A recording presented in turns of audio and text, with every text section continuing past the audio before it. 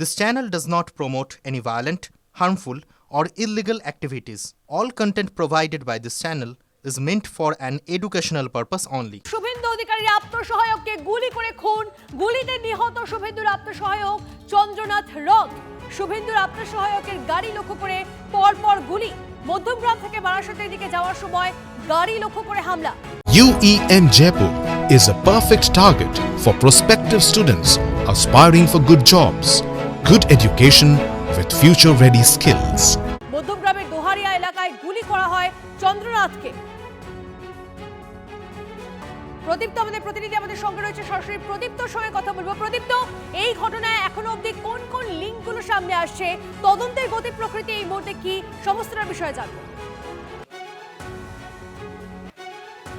দেখো, আমরা এখন যেখানে রয়েছি ঠিক এই যে আবাসন, এই আবাসনেই কিন্তু চন্দ্রনাথ রথ তিনি থাকতেন এবং সেখানেই তিনি গতকাল রাতে বাড়ি ফিরছিলেন এবং তা ঘটনাস্থল থেকে তার এই আবাসন, যার দূরত্ব প্রায় 200 মিটারের কাছাকাছি এবং এখনো পর্যন্ত এলাকায় একটি মাত্র গুলির খোল কিন্তু এখনো পড়ে রয়েছে এবং তারই মধ্যে যেটা আমরা জানতে পাচ্ছি যে চন্দ্রনাথ রথ শুভেন্দু অধিকারীর আত্মসহায়ক এক্সিকিউটিভ অ্যাসিস্ট্যান্ট, তিনি গতকাল যে রাস্তা দিয়ে ফিরেছিলেন, কলকাতা পুলিশ এলাকারও যে রাস্তা দিয়ে তিনি ফিরেছিলেন, সেই সমস্ত রাস্তার সিসিটিভির ফুটেজ খতিয়ে দেখার কাজ চলছে। রাজ্য পুলিশের ডিজি সিদ্ধিনাথ গুপ্তা তিনি নিজেই সমস্ত ফুটেজ খতিয়ে দেখছেন এবং তৈরি করা হচ্ছে বিশেষ তদন্তকারী দল, সিট গঠনের পরিকল্পনা চলছে এবং তারই মধ্যে পুলিশ যা জানার চেষ্টা করছে ঠিক কী পুলিশ সমস্ত সিসিটিভির ফুটেজ কিন্তু তারা খতিয়ে দেখছে, কিন্তু এখনো পর্যন্ত খুব স্পষ্ট করে পুলিশের কাছেও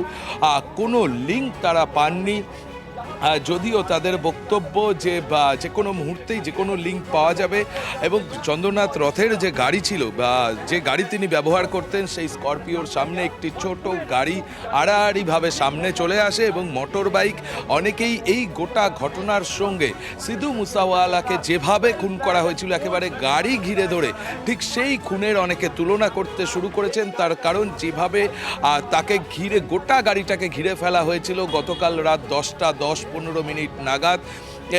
এই মুহূর্তে পুলিশ সেই সমস্ত সিসিটিভির ফুটেজ যেমন খতিয়ে দেখছে, তেমনই গাড়ির সন্ধানও কিন্তু পুলিশ এখনো পর্যন্ত পাচ্ছে না। তার কারণ যে চেসিস নাম্বার সেটাও কিন্তু গোটাটা মুছে দেওয়া হয়েছিল। এবং একটু সঙ্গে থাকো এই মুহূর্তে আরো একবার আপনাদেরকে জানিয়ে রাখি, যে খবরে নজর রাখা হয়েছে, সিসিটিভি দেখে আততায়ীদের শনাক্ত করার চেষ্টা করছে পুলিশ। যেমনটা জানাচ্ছিল আমাদের প্রতিনিধি, শুভেন্দু অধিকারীর আত্মসহায়ক তাকে খুন করা হয়েছে বলে এখন অব্দি খবর। শুভেন্দু অধিকারীর আত্মসহায়ককে গুলি করে খুন করা হয়েছে। গুলিতে নিহত শুভেন্দুর আত্মসহায়ক চন্দ্রনাথ রথ, যে কথা আমাদের প্রতিনিধি জানাচ্ছিলেন যে তার গাড়িটা, অর্থাৎ শুভেন্দু অধিকারীর আত্মসহায়ক যে গাড়িতে ছিলেন চন্দ্রনাথ রথ, সেই গাড়িটাকে ঘিরে ফেলা হয়। আমি 10টা থেকে 10:20 মধ্যে এখানে এই বাচ্চা কুকুরগুলোকে খেতে দিচ্ছিলাম। সেই সময় হঠাৎ একজন চিৎকার করতে করতে যাচ্ছে যে গুলি মেরে দিয়েছে, গুলি মেরে দিল, গুলি মেরে দিল। তা আমি বললাম কাকে, কোথায়, কি হলো? বলছে ওই দেখো ওখানে গুলি মেরে দিয়েছে, গাড়ির মধ্যে পড়ে আছে। দৌড়ে দেখি একটা স্করপিও পড়ে আছে, তার সামনে গার্ড করে আর একটা 4 হুইলার, দরজা বন্ধ, কাজগুলো ভাঙা। তা আমি বললাম কোন গাড়ি থেকে কাকে কি গুলি মেরেছে? তখন বললাম গাড়িটা দরজাটা খোলো, তো দরজাটা একজন খুলে দিল। খোলার পরে দেখি গাড়িতে 2জন গুলিবিদ্ধ হয়ে পড়ে আছে, রক্তাক্ত হয়ে রয়েছে। তা আমি বললাম কে, কি হয়েছে? বলে স্যারকে গুলি মেরে দিয়েছে। আমি বলছি তোলো দেখি। তুলে দেখছি তখনও 2জনই জীবিত আছে। এবার আমি বললাম এরা তো জীবিত আছে, তা এক কাজ করো, তুমি নিয়ে যাও হসপিটালে, আগে তুমি হসপিটালে নিয়ে যাও, যেহেতু জীবিত আছে আগে বাঁচানোর চেষ্টা করো, আমি থানায় ফোন করছি। একটা ছবি দেখাবো আপনাদেরকে, একটা ছবি আসছে আমাদের কাছে, রাস্তায় এখনো অবধি গুলির খোল পড়ে রয়েছে। এই মুহূর্তে আমাদের কাছে আপডেট আসছে, রাস্তায় এখনো অবধি গুলির খোল পড়ে রয়েছে। TV9 বাংলা এক্সক্লুসিভলি যে ছবি এই মুহূর্তে আপনারা দেখছেন, প্রদীপ্ত আমাদের প্রতিনিধি একেবারে গ্রাউন্ড জিরো রয়েছেন। প্রদীপ্ত, দেখো এই গুলি এমনকি চন্দ্রনাথ রথের বা দেহের আর কিছুক্ষণের মধ্যেই ময়নাতদন্ত শুরু হবে এবং সেখান থেকেই সেই অংশগুলোকেও পরীক্ষা নিরীক্ষা করা হবে। তার কারণ কি ধরনের গুলি ব্যবহার করা হয়েছিল, কোন আগ্নেয়াস্ত্র ব্যবহার করা হয়েছিল, সেই সমস্ত ক্ষেত্রে কিন্তু পূর্ণাঙ্গ যে তদন্তের প্রয়োজনে সেই সমস্ত তথ্য তারা সংগ্রহ করছেন। এবং ইতিমধ্যেই গতকালই কিন্তু ফরেন্সিকের টিম আসে গোটা এলাকার, যেখানে যেখানে যা যা প্রয়োজন সেই কাজকর্মও তারা সেরে গিয়েছেন। সিআইডি টিম ইতিমধ্যেই তারা ঘটনাস্থলে আসেন, একাধিকবার আজ সকালে তারা পৌঁছেছিল এবং পৌঁছে তারা তাদের মতো করে তাদের যে তদন্তের প্রয়োজনীয় যে কাজকর্ম সেগুলো করে ফিরে গিয়েছে। যদিও আনুষ্ঠানিকভাবে এই ঘটনার তদন্ত ভার তারা নেয়নি, তারা এই মুহূর্তে রাজ্য পুলিশকে সহায়তা করছে, জেলা পুলিশকে সহায়তা করতেই তারা এসেছেন বলেই আমরা জানতে পারছি। এবং মূলত এই গুলির খোল এমনকি চন্দ্রনাথ রথের দেহের যে ক্ষতচিহ্ন সেগুলোকে পরীক্ষা নিরীক্ষা করেই কিন্তু স্পষ্ট হবে যে ঠিক কোন ধরনের আগ্নেয়াস্ত্র ব্যবহার করা হয়েছিল, যেভাবে একেবারে খুব কাছ থেকে পয়েন্ট ব্ল্যাঙ্ক রেঞ্জ থেকে যেভাবে তাকে গুলি করা হয়েছিল। এবং গোটা ঘটনাটাই পুরো পরিকল্পিত এবং পুলিশ যেটা প্রাথমিকভাবে অনুমান করছে যে বেশ কয়েকদিন ধরে এই যে এই এলাকায় তারা রেইকি করে গিয়েছে দুষ্কৃতীরা, আততায়ীরা সেই রেইকি করে যাওয়ার পরই কিন্তু এই ধরনের ঘটনা ঘটাতে পেরেছে। এই আপাতত ধন্যবাদ।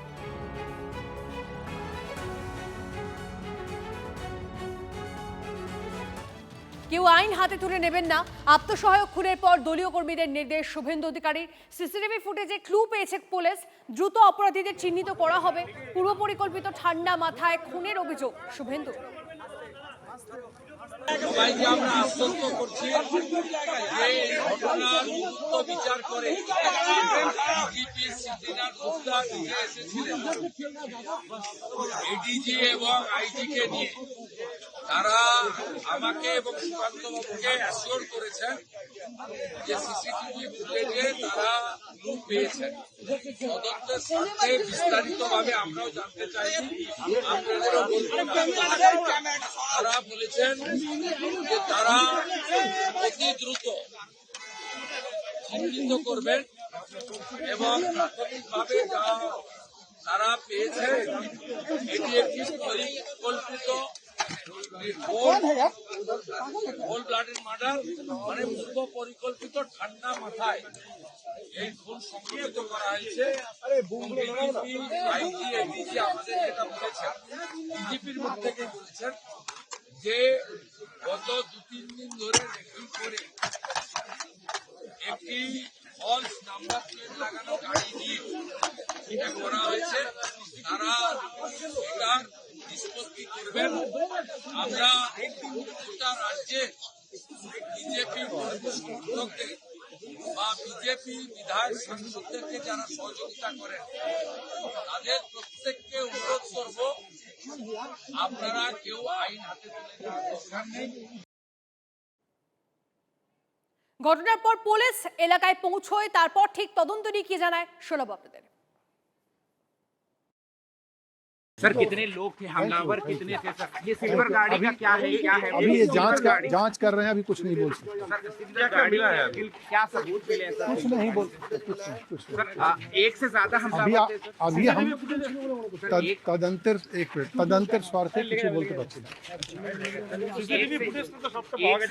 गोली चलाने वाला एक ही व्यक्ति था या उससे ज्यादा? তদন্তের স্বার্থে কিছু বলতে পারছি না, আমাদেরকে কাজ করতে দেন। তদন্তের We are checking CCTV footage. Please, I don't want to say anything for the sake of investigation right now.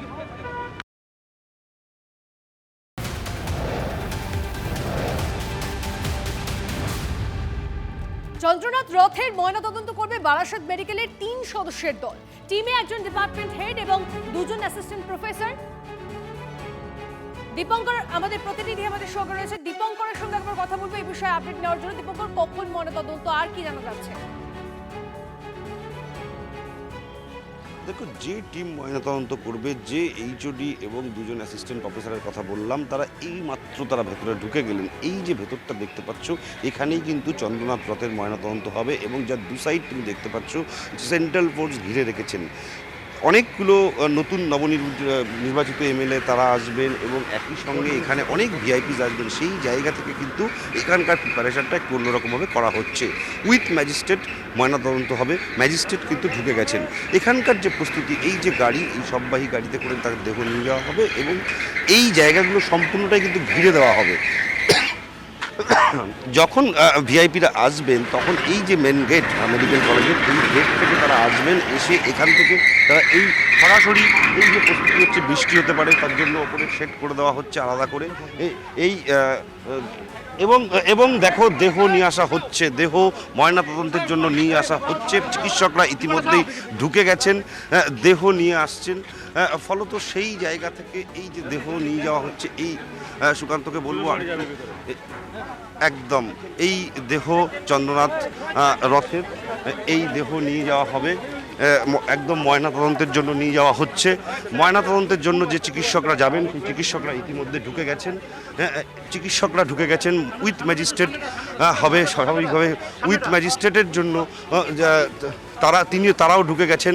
এই দেহ নিয়ে যাওয়া হচ্ছে পুরো ময়নাতদন্তের জন্য, এবং যেটার জন্য পুলিশের তরফে কিন্তু ব্যাপক ইয়ে রয়েছে। না, আমরা কেউ ভেতরে ঢুকবো না, যাতে ভেতরে না ঢোকা হয় তার জন্য প্রিপারেশন আলাদা করে রাখা রয়েছে। এই দেহ নিয়ে যাওয়া হচ্ছে ভেতরে, এবং মর্গের ভেতরে ময়নাতদন্তের জন্য চিকিৎসকরা ইতিমধ্যেই ঢুকে গেছেন। এবং তার সঙ্গে তোমাকে যেটা বলবার, যে ম্যাজিস্ট্রেট তারাও কিন্তু এসেছেন। এই গেট বন্ধ হয়ে যাচ্ছে, ভেতরে সিসিটিভি আছে, এবং কিভাবে তার শরীরে যে ক্ষতগুলো রয়েছে, কি হয়েছিল, যে গুলি লেগেছে, সেই সমস্ত বিষয় কিন্তু আমরা দেখতে পাচ্ছি। আর কিছুক্ষণের মধ্যেই ময়নাতদন্ত, তাই তো? ময়না তদন্তের জন্য যে টিম, যে চিকিৎসকদের টিম, তারা ঢুকে রয়েছেন। দেহ চলে আসলো, দেহ হাসপাতালে গতকাল রাতেই এসেছে, এখন এখানে ঢুকে গেল দেহ, অর্থাৎ এবং তাকে উইথ ম্যাজিস্ট্রেট যে ময়নাতদন্ত হবে তার জন্য ম্যাজিস্ট্রেটরা ইতিমধ্যে ঢুকে গেছেন। ফলে এই যে দেহ চলে গেল, এবার আর ময়নাতদন্ত হতে সময় লাগবে না, তারা খুব দ্রুততার সঙ্গে করতে পারবেন এমনটা। এবং পুলিশি প্রস্তুতির, পুলিশি প্রিপারেশন, সেটা কিন্তু একটা অন্য রকমভাবে নেওয়া হয়েছে। এই বারাসাত হাসপাতালে অতীতে এত স্ট্রং নেওয়া হয়নি, কারণ তুমি বুঝতে পারছো যে ঘটনা ঘটেছে, সেই ঘটনাতে পুলিশের তরফেও কিন্তু যথেষ্ট সিকিউরিটি নেওয়া হয়েছে।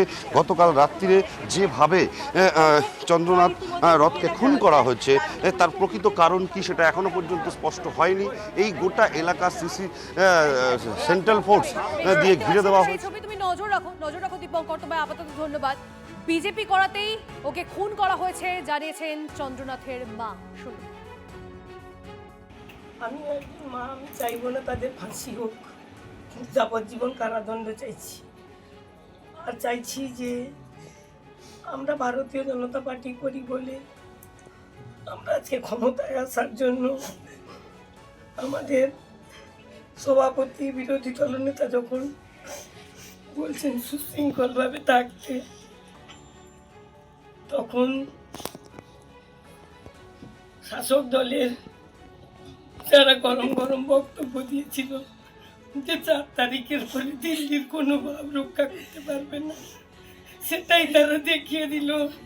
আমি আজকে নতুন সরকার যে গঠন করবে তার কাছে জানাবো যে আমার ছেলের এই মৃত্যুর জন্য শাস্তিটুকু হয়। আমার ছেলে যদি অ্যাক্সিডেন্টে কোনো অঘটন ঘটতো, আমার মনে হয় এত কষ্ট হতো না। তাকে যেভাবে কষ্ট দিয়ে এতটাইরা মারলো, তৃণমূলেরই সাজানো গল্প। কি কারণে মৃত্যু হতে পারে বলে আপনি মনে করছেন মা হিসাবে?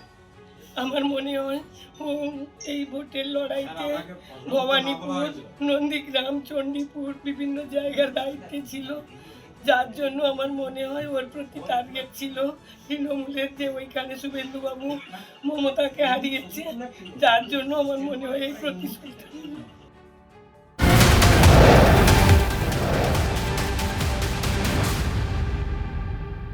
শুভেন্দু অধিকারীকে বাগে না পেয়েই ছায়া সঙ্গীর উপর হামলা, চন্দ্রনাথ রথ খুনে তৃণমূলকে নিশানা, অভিষেকের নির্দেশে খুন, চক্রান্তের পিছনে রয়েছে রথিন ঘোষও, বিস্ফোরক অভিযোগ বিজেপি কর্মীদের। আপনারা জানেন যে ভবানীপুরে মমতা ব্যানার্জি হেরে গেছে, এই নিয়ে দুবার শুভেন্দুদার কাছে হারলো। শুভেন্দুদার গায়ে টাচ করার ক্ষমতা নেই, তাই এমন একটা মানুষকে মারলো যে শুভেন্দুদার ছায়া সঙ্গী, যে দীর্ঘদিন ধরে শুভেন্দুদার সাথে আছে। আজকে চন্দ্রনাথ দা কোনো জায়গায় নেই। একজন সাধারণ মানুষ, চণ্ডীপুরে বাড়ি, বারাসাতে ভাড়া থাকে। তিনি আজকে আসছিল দোলতলা থেকে, তাকে রেকি করে প্ল্যান করে মার্ডার করা হয়েছে।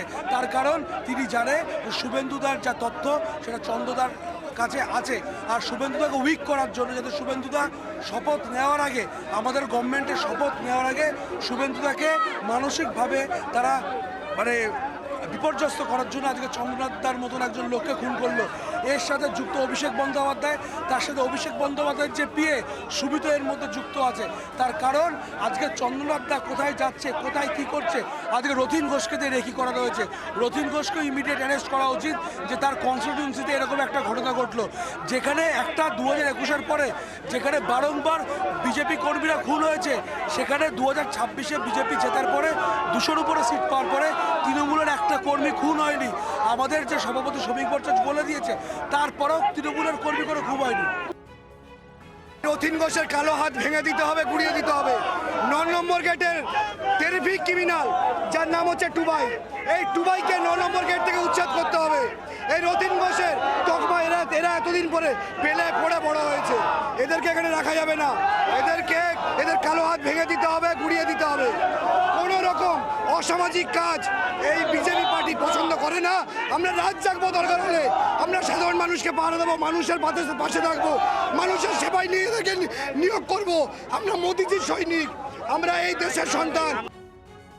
গ্রামের মোস্ট ক্রিমিনাল, যিনি হাজার হাজার পুকুর ভরাট করেছে, জমি দালাল করেছে, ফ্ল্যাট তৈরি করেছে, ফ্ল্যাটের প্রমোটার থেকে টাকা নিয়েছে, সেই রথীন ঘোষকে অ্যারেস্ট করুন।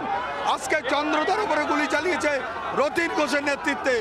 সারা বাংলায় কোথাও বিজেপি কর্মীরা মার খাচ্ছে না, মধ্যম গ্রামে কেন মার খেলো রথীন ঘোষ অ্যাসেম্বলিতে যেভাবে উনি রিকাউন্টিং করে জিতে আসার পরে যে হারমাতের কাজ চালাচ্ছে, উনি অভিষেক বন্দ্যোপাধ্যায়ের নির্দেশে আমাদের কার্যকর্তাদের গুলি করছে। মধ্যমগ্রামে উনি গাড়ি করে যাচ্ছিলেন, বাই রোডে যাচ্ছিলেন, অন দ্য ওয়ে কলকাতা যাচ্ছিলেন, কারণ শুভেন্দুদা কলকাতাতে সভা ছিল, সেখানে মিটিং ছিল, সেখানে যাচ্ছিল। অন দ্য ওয়েতে যাওয়ার সময় ওনাকে গাড়ি করে গুলি করেছে। অ্যারেস্ট করতে হবে ইমিডিয়েট। আমি জাস্ট খেতে বসেছিলাম, টিভি চালিয়ে দেখলাম চন্দ্রদাকে গুলি করেছে, তাই এখানে এলাম।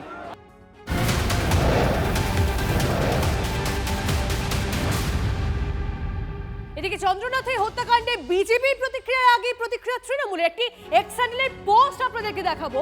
খুনের ঘটনায় সবাই যখন হতভম্ব, তখন দলের এক্স হ্যান্ডেলের পোস্ট জোড়াফুল শিবিরের। এই খুনের সঙ্গে ভোট পরবর্তী হিংসায় 3 তৃণমূল কর্মী খুনের অভিযোগ জুড়ে দিল তৃণমূল।